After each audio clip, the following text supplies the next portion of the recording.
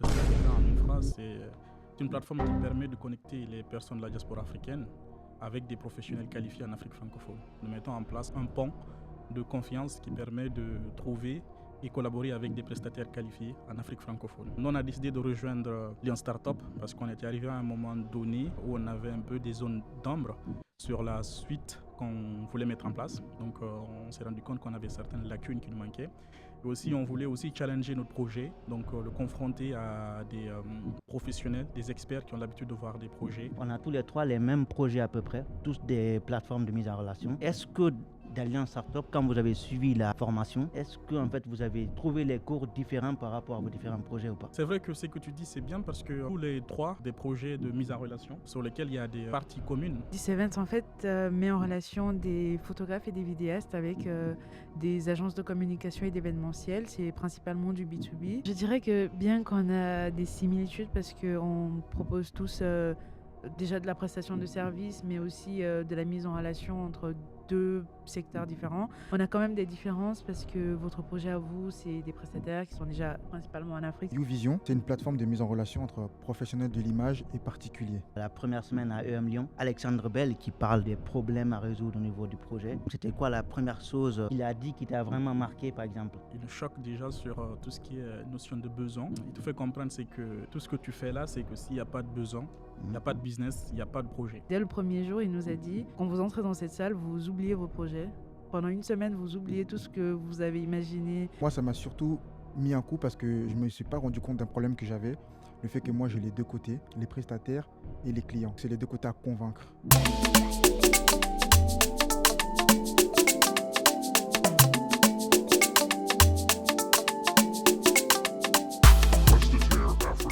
Bienvenue dans ce podcast. Comme vous avez remarqué aujourd'hui, on n'est pas deux, on est quatre.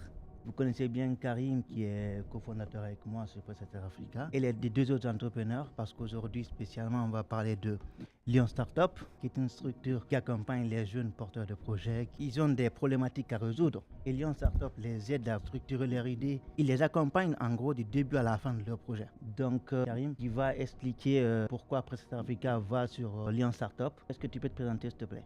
Oui, bonjour à tous. De toute façon, pour ceux qui suivent ce podcast, vous savez déjà qui je suis. Donc, en bref, Karim, donc cofondateur de la plateforme Presta Africa. Presta Africa, en une phrase, c'est une plateforme qui permet de connecter les personnes de la diaspora africaine avec des professionnels qualifiés en Afrique francophone. Nous mettons en place un pont de confiance qui permet de trouver et collaborer avec des prestataires qualifiés en Afrique francophone. Nous, on a décidé de rejoindre Lyon Startup parce qu'on était arrivé à un moment donné où on avait un peu des zones d'ombre sur la suite qu'on voulait mettre en place. Donc on s'est rendu compte qu'on avait certaines lacunes qui nous manquaient. Et aussi on voulait aussi challenger notre projet, donc le confronter à des professionnels, des experts qui ont l'habitude de voir des projets qui sont dans la même envergure que le nôtre, dans le but de pouvoir de faire des feedbacks, des retours d'expérience. Cette formation nous a permis vraiment d'aiguiser beaucoup de choses qu'on ne comprenait pas, qui nous a permis de restructurer pas mal de choses qu'on faisait et qu'on ne faisait pas bien également. On en parlera plus en détail durant ce podcast. Peut-être que nos deux invités vont également se présenter. Je commence par toi, Francesca. Bonjour, je m'appelle Francesca. Je travaille sur une start-up qui s'appelle This Event. This Event, en fait, met en relation des photographes et des vidéastes avec des agences de communication et d'événementiel. C'est principalement du B2B. J'ai commencé Lyon Startup parce que ça m'avait été fortement recommandé par mon incubateur actuel et ça a été une très belle expérience parce que j'ai découvert plein de personnes. J'ai remis mon projet en question plusieurs fois et actuellement j'avance sur le développement de la plateforme. Okay. Voilà. Bonjour à tous et merci beaucoup pour l'invitation. Je m'appelle Arthur, jeune entrepreneur. Donc, moi, mon projet, c'est YouVision. C'est une plateforme de mise en relation entre professionnels de l'image et particuliers.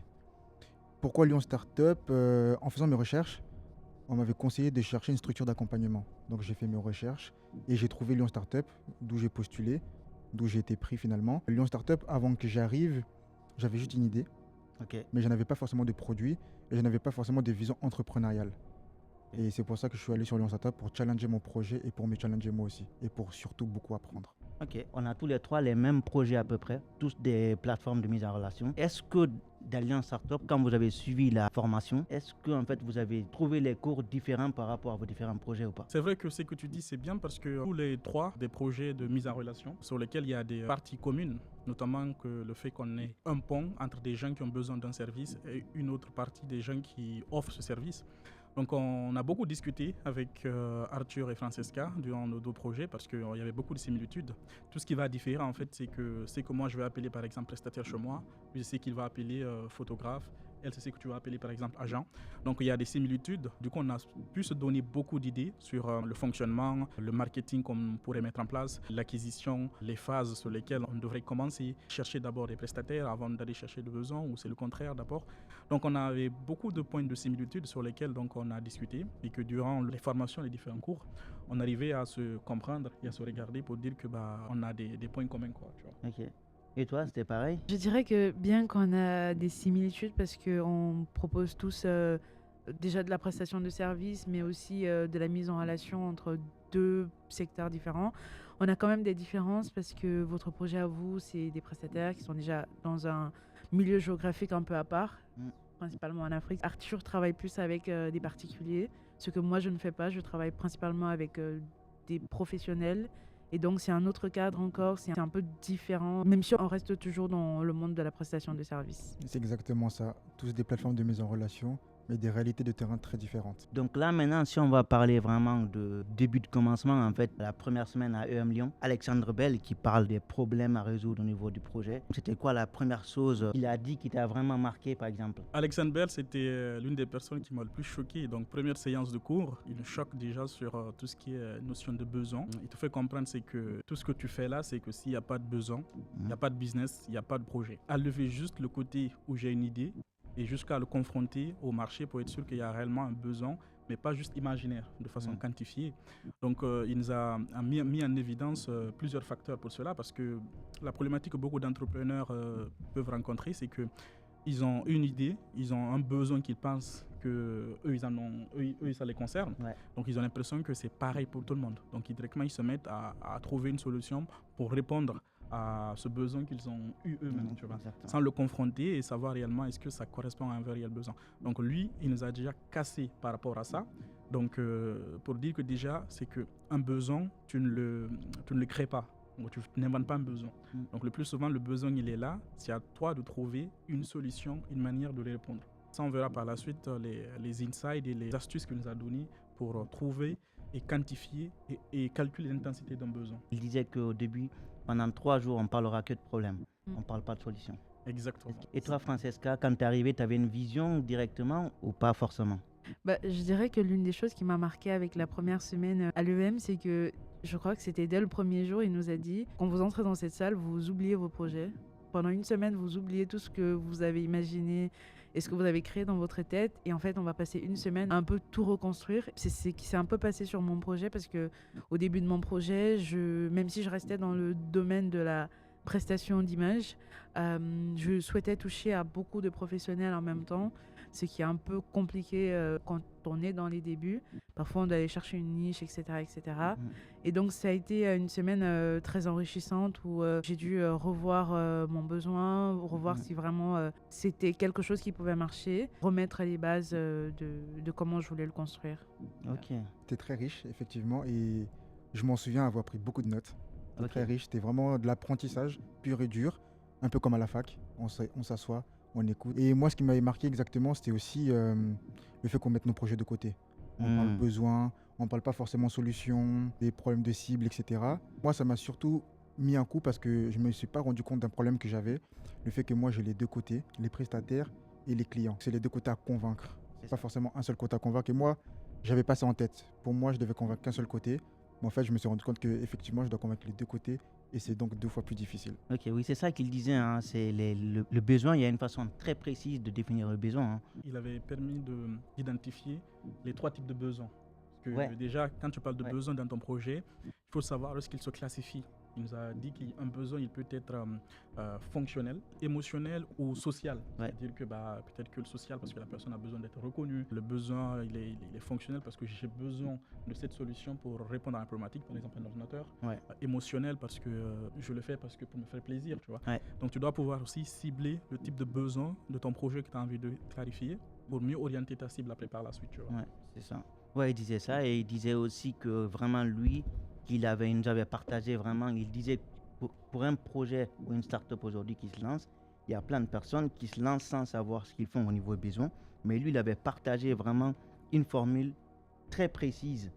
Quand tu as un besoin, comment résoudre ce besoin-là? Ouais, en fait, c'est qu'il avait fait une formule qui est custom à lui, avec son expérience, qu'il a appelé le calcul de l'intensité du besoin. Il faut savoir ton besoin que tu es en train de vouloir résoudre, il est quel type de besoin. Donc pour ça, il nous a identifié 6 types de catégories de besoins. Donc il faut savoir si le besoin il est cassé. Donc le besoin il est cassé, c'est un besoin pour lequel il n'y a pas encore de solution satisfaisante qui existe pour répondre à cette problématique. Et ensuite, tu as le besoin qui est urgent. Donc est-ce que le besoin que j'ai envie de résoudre, c'est quelque chose dont les gens en ont besoin maintenant ou dans 6 mois ou dans 1 an.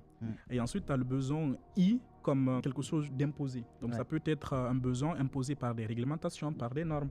Donc ce qui est très important aussi quand tu as un besoin comme ça, parce que tes clients n'ont pas le choix, ils sont obligés de fournir une solution pour répondre à la problématique si c'est des réglementations. Donc tu as aussi le besoin N comme négligé, pour lequel le potentiel il est tellement énorme, mais que tu as peu d'acteurs qui s'hasardent à résoudre la problématique. Et par exemple, pour les start-upers comme nous, il disait que c'est le besoin N négligé qui est le plus important pour vous. Vous devez aller chercher où il y a un vrai potentiel, il y a une vraie volonté de vouloir avoir un marché, mais qu'il n'y a pas assez d'acteurs, quoi. Donc, il est négligé. Et ensuite, tu as un besoin qui est conscient, c'est-à-dire que tes potentiels clients sont plus que conscients qu'ils veulent ta solution. C'est-à-dire que si tu as un besoin pour lequel les gens sont dans le C, conscients, tu n'as pas besoin de les convaincre. Ils sont déjà convaincus de ta solution. On a déjà le problème. Exactement. Et tu as un problème comme critique. Donc, c'est un besoin vital. Par exemple, si tu es la seule personne qui vend de l'eau dans un désert, ton besoin, il est plus que critique. Les gens, c'est vital pour eux. Ils en ont besoin, quoi. Donc, peu importe le prix que tu mets, les gens seront prêts à payer. Et du coup, en fait, en fonction de ces différentes catégories de besoins, la capacité à calculer l'intensité du besoin, il a dit que l'intensité de besoin est égale à C, comme on a dit cassé, plus U qui est urgent, plus I, et tout ça multiplié par le N, qui est le besoin négligé. Et tout ça facteur de besoin conscient plus le critique. On mettra la formule pour ce qu'il puisse voir ce que c'est. Mais en fait, ce calcul te permet de voir vraiment en fonction des gens que tu as envie d'aller voir, où est-ce que tu vas les classifier. C'est-à-dire que quand tu auras segmenté tes marchés, tes cibles, tu vas faire le calcul pour chaque segment. Le résultat que tu auras te permettra de voir, en fait, c'est que est-ce que ce que j'ai envie de résoudre est assez fort pour cette cible. Et ensuite, c'est qu'il disait qu'en fonction du calcul que tu vas faire, tu vas avoir une note entre 500 et 4500. Et du coup, il nous a demandé de faire un exercice sur ça. L'exercice te permet de voir pour chaque cible où est-ce que tu es. Si tu es en bas de 500, il ne faut même pas t'attarder à faire dessus. Donc, quelqu'un qui n'a pas fait ce calcul-là, il va juste imaginer son besoin, il va se foncer dedans. Ça se trouve que l'intensité de son besoin est égale à 500. C'est mort. Un autre, il est entre 1000 et 1500. Il est proche, mais c'est pas fort encore. Quoi. Mais à partir de supérieur à 1500, tu commences à avoir un besoin qui est quantifiable. Donc nous, c'est des exercices qu'on a fait également qui nous a permis de scoper et de réduire vraiment les segmentations et de pouvoir voir après par la suite ce qu'on va appeler early adopters. Donc qui permet de savoir sur quelle personne tu vas commencer. C'est vraiment une formule qu'il faut vraiment appliquer quand tu es une startup au début. Donc en appliquant exactement cette formule, ça te permet d'avoir vraiment une vision d'où tu vas et avoir vraiment la réalité du terrain, quoi. Et toi, Francesca, tu l'avais fait à peu près cette formule ou pas? On avait eu un exercice, dans tous les cas, on a eu quelques temps pour le faire même pendant une semaine. Et en fait, oui, je l'ai refait chez moi après. Je dirais que le besoin, dans mon cas, il est cassé et conscient en même temps. Pas forcément urgent parce que généralement, quand on crée un événement, on prévoit à peu près la place des prestataires bien à l'avance. On essaie de les chercher, mais le problème, c'est que aujourd'hui, quand on cherche un prestataire, déjà, la recherche est longue. On va aller sur 10 000 plateformes et souvent, on va même regarder parmi nos proches s'il y a quelqu'un, mais ce n'est pas forcément toujours des photographes qui font des shootings pro ou des événements pro. Parfois, c'est quelqu'un qui fait du mariage et ce n'est pas forcément exactement les mêmes types de profils. Donc, aujourd'hui, c'est un petit peu négligé parce que certes, il existe différentes plateformes, mais en fait, chacune fait distinctement ce que moi, je veux faire globalement. Quoi. C'est ça. Ok. Et je souhaite créer un outil quand même qui est global, qui prend en compte le début de la mise en relation, c'est-à-dire que dès que les personnes cherchent des prestataires, jusqu'à ce qu'en fait ils reçoivent leur livrable ou que le prestataire soit payé. Ok, d'accord. Et toi, ça t'avait apporté quelque chose, cette formule, une vision sur ton projet ou pas? Ça m'avait énormément apporté. Comme j'ai dit et comme je pense que je vais beaucoup le répéter, je suis venu à Lyon Startup vraiment pour apprendre. Ok, Et ouais. j'étais très content. Cette formule, elle est géniale, vraiment géniale. Et je pense même pour mes futurs projets, je vais l'utiliser. Ah bah ça, c'est... Obligatoire. Cette Ouais. formule, elle m'a vraiment surpris en tout cas. Ah ouais. Mhm. Très surprenant. Surtout que quand on arrive à Lyon Startup, on arrive avec des idées déjà préconçues en fonction de ce qui nous arrive nous dans la vie, de nos problèmes à nous. Mais c'est pas forcément les problèmes du marché en tout cas. Exactement. Et avec cette formule-là, on se dirige réellement directement sur le problème du marché. Donc si on a plusieurs personas, on sait directement lequel attaquer. On sait le premier à attaquer. Parce que moi, quand je suis arrivé, j'ai pensé à attaquer un certain persona, Mhm. mais c'était pas celui qui avait le plus grand score. Ok. Donc en faisant le calcul, je me suis redirigé automatiquement, dès la première semaine en tout cas, je me suis directement redirigé vers celui qui a le plus gros score. Et c'est ça la ligne directive que j'ai suivie jusqu'à maintenant. Et donc ce premier persona-là, c'est le persona que je vais viser directement à la fin. Ok, ça t'a permis en gros, toi, de dire, au lieu d'aller sur tel type de persona sera plus rentable pour mon projet. Il y a beaucoup plus de besoins à ce niveau-là. On a eu pareil. Hein, Oui, même le prestataire Africa, quand on a fait le calcul, on était choqués, quoi, parce que nous aussi, de base, et qu'on ciblait plusieurs personnes, on a lancé le filet, donc on attendait que ça morde dans plusieurs endroits, mais on ne savait pas exactement sur quel facteur on allait se baser pour dire qu'on se focalise sur eux. Mais en faisant cet exercice avec nos cibles et nos différents personas, si on focalise dans un premier temps sur l'immobilier, donc c'est un besoin cassé déjà parce qu'il n'y a pas de solution aujourd'hui liée à la diaspora qui permet de structurer, de vérifier, de trouver, de collaborer, de sécuriser le paiement jusqu'à la partie suivie. Donc le besoin il est cassé, négligé parce qu'il n'y a pas assez de concurrents dans le domaine qui permet de faire tout ça en an. Et aussi qu'il est urgent, parce que le gars qui fait un projet actuellement immobilier au pays, si son projet est en cours de construction et qu'il se rend compte qu'avec l'ingénieur ça va pas bien, c'est urgent pour lui, quoi, tu vois. Il faut qu'il trouve une solution.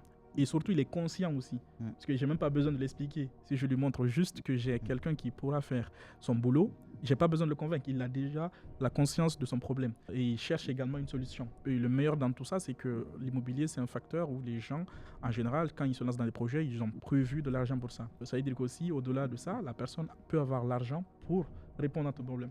Donc, ce qui fait que ça te permet de driver ton Early Adopters et aussi ton ICP, ton Ideal Customer Profile. Non seulement tu as la cible sur laquelle tu focalises, et au-delà de ça, c'est une cible qui est capable de payer, quoi. Donc, ça nous a permis aussi de nous focaliser, de mettre un focus maintenant sur ça. Quelque chose qu'on n'avait pas fait en amont. Donc, désormais, on sait sur quoi on doit accentuer, tu vois. Compliqué de gérer ce problème au niveau de l'immobilier, mais c'est là où il y a plus d'argent à gagner. C'est là où vous avez plus de demandes, c'est là où vous aurez plus de besoins. Plus donc, de allez-y là, aussi, plus de prestataires. Et avec, il faut savoir que nous avons déjà à peu près 500 professionnels sur notre base de données. Donc, on avait fait plusieurs entretiens avec les professionnels. Et il dit, mais c'est là où vous aurez plus de besoins, c'est là où vous aurez plus de prestataires, c'est là où vous aurez plus d'argent à gagner, quoi, en gros. Donc, allez-y là, même si la solution est beaucoup plus complexe à mettre en place. La semaine 1, avec ce prof qui a apporté beaucoup de valeur quand même au niveau du problème à résoudre. Est-ce que ce problème qui a été identifié, est-ce qu'il a une vraie valeur ajoutée? Et deuxièmement, est-ce que tu as un vrai besoin? Ce prof a essayé de résoudre ces deux problèmes-là. Et après la semaine 1, il y a eu la semaine 2. Bertrand Ventadour qui parlait du coup de pourquoi les projets en général, les startups qui débutent, la plupart échouent. La première phrase qu'il a écrite au tableau, c'était de définir déjà qu'est-ce qu'une startup. Il a dit une startup, son but, c'est comment gagner de l'argent le plus rapidement possible en dépensant le moins possible. Moi, cette phrase déjà, ça m'a fait une claque parce que je me suis dit, en fait, c'est que j'étais pas dans ça, tu vois. Et que tu comprends que dès le début, c'est que l'argent, c'est le nerf de la guerre, tu vois. C'est que ça doit être vraiment ton point focal dès le début. Ça te permet aussi de mettre en évidence pourquoi les 70 à 90% des startups échouent. Parce que comme on a dit au début, c'est que les startupeurs, ils ont une idée, donc ils pensent directement que la problématique qu'ils ont, ils vont trouver une solution. Donc lui, il nous a montré qu'avant de partir de solution ou de product market fit, il nous a fait, les gars, il y a d'abord ce qu'on appelle le problème fit. Parce que déjà, il faut déjà que tu challenges ton idée, ton besoin, avec des cas concrets, pas imaginés. De telle sorte que, c'est-à-dire que ce n'est pas juste des études quantitatives que tu fais, qui est très bien, mais qui aussi faire des études qualitatives. Dans la mesure où tu dois aller rencontrer tes potentiels clients, discuter avec eux, comprendre les outils qu'ils utilisent, les problématiques qu'ils ont, les solutions alternatives qu'ils utilisent, pouvoir déjà matcher si le problème que tu avais dans ta tête correspond au leur. Et donc ça, c'est le problème fit. Et ensuite, tu vas arriver à la phase où tu parles de solution fit. C'est-à-dire que est-ce que la solution que moi je pensais implémenter pour résoudre à ce potentiel problème, ça correspond à ce qu'ils attendent. Exactement. Ça se trouve, toi, tu attends à mettre en place une plateforme, mais tes clients, dans leur process, tu vas te rendre compte, en fait, c'est que juste un simple bot où ils posent des questions, qui fait ça, répond à leur solution. Donc toi, tu auras perdu du temps à faire une plateforme qui ne correspond pas du tout à leurs besoins. WhatsApp, hein. Ou WhatsApp, exactement. Ou un Ouais. Excel même, tu vois. Mm. Donc, solution fit.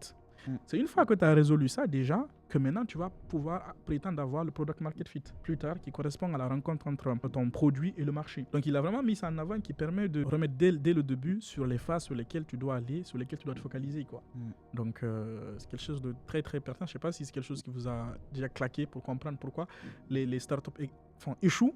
Parce que moi, je me dis, en fait, nous qui sommes déjà donc, alertés par rapport à ça, même nous avons des chances d'échouer, mais j'imagine une startup qui n'est même pas avertie sur ça. C'est Et ça. toi, tu mets toutes tes chances d'échec devant, tu vois. Bah, je dirais que pour ce deuxième prof et la partie un peu plus product market fit, il nous a donné aussi beaucoup d'exemples qui nous permet un peu de revenir à cette situation-là. C'est-à-dire que, par exemple, Airbnb a pris 6 ans avant de gagner le moindre sou. Mm. Et Blablacar, ça a été 11 ans. Et donc, il y a aussi cette notion de prendre du temps, de comprendre son marché, de le trouver et ne pas forcément tomber amoureuse d'une solution parce qu'on l'a imaginé d'une certaine façon, qu'elle doit rester identique, mais qu'elle est amenée à évoluer avec le temps en fonction de comment on va continuer de la construire. Voilà. C'est ça. Moi, je me vois déjà gagner de l'argent dès le premier mois. J'ai compris que non. J'ai compris que non, pas du tout. Il y a des grandes sociétés qui ont mis des années à gagner leurs premiers euros et surtout être rentables. Il y en a qui ne sont même pas encore rentables à l'heure actuelle. Ouais. Et effectivement, le chiffre est très élevé des startups qui échouent. Ouais. Très, très élevé, avec différentes raisons, les associés, etc. Donc, il faut vraiment faire attention à beaucoup de choses et surtout au marché. Comme il nous avait dit, le marché a toujours raison. Si on va à l'encontre du marché, forcément, on va échouer. Les jeunes, en général, les startups, c'est des jeunes qui lancent des startups. Ouais. Ouais. Et les jeunes, en général, n'ont pas d'expérience. Et la plupart, aujourd'hui, je ne sais pas si c'est la génération, la plupart des gens sont impatients. Pensant gagner de l'argent aussi vite ou lancer une entreprise qui marche rapidement, ce n'est pas le cas pour la plupart. Bah oui, parce qu'en fait, c'est que la plupart des startups aujourd'hui qu'on voit, là récemment j'étais à Go Entrepreneur, la plupart des startups que tu vois et toi maintenant, ce sont ces 2 dernières années que tu entends parler d'elles. En fait, quand les fondateurs ils étaient là, ils expliquent leur parcours, tu te rends compte, en fait, le gars était là il y a 10 ans. Ouais. Il dit, ah ouais, Brevo était là il y a 10 ans. Ah ouais, soit ils sont là depuis 8-9 ans, mais il n'y a que quelques années qu'on parle. Oui. Et du coup, c'est comme ça dans tellement de choses, tu vois. Il a parlé justement, comme elle disait Francesca, de Airbnb, qu'il a fallu 6 ans pour trouver donc, ce product market fit. Blablacar, 11 ans avant qu'il y ait la moindre personne qui s'intéresse à un projet pour mettre de l'argent. Il nous a fait quand même allusion aussi qu'on appelle le dilemme de l'entrepreneur. Donc le fait que beaucoup d'entrepreneurs également, donc, quand ils ont commencé à lancer le projet, ils tombent sur un piège qui est la phase d'exploration et la phase produit. La phase d'exploration, c'est la phase où tu es censé confronter ton idée, ton besoin à ton marché. Donc, challenger en fait ce que tu as envie de faire par rapport à ce que les gens attendent. Et la phase produit, c'est la solution que tu conçois pour répondre à ce besoin. Mais le plus souvent, les gens, ils tombent dans ce piège parce qu'ils ne trouvent pas le juste milieu, dans la mesure où, par exemple, tu prends notamment nous, par exemple, les devs qui sont dans la tech. Et c'est quelque chose que moi, je commence à lever maintenant à fond dans ma casquette. Parce qu'on tombe amoureux d'un produit, tu as 10 000 fonctionnalités, on te laisse une semaine, tu vas implémenter, bombarder ta plateforme d'implémentation. Surtout là, avec l'ère de l'IA, les gens, ils envoient. C'est encore pire. C'est encore pire, quoi. Donc, ils tombent amoureux du produit, ils imaginent des fonctionnalités, tu peux tout faire, tu vois. Donc, il nous a vraiment sensibilisé aussi sur le fait de trouver l'équilibre entre, à chaque fois que je vais challenger mon projet, avoir des retours d'expérience, et ensuite le produit que je mets, l'améliorer, tu vois. Tu dois écrire aucune fonctionnalité qui ne correspond pas à une demande d'un besoin.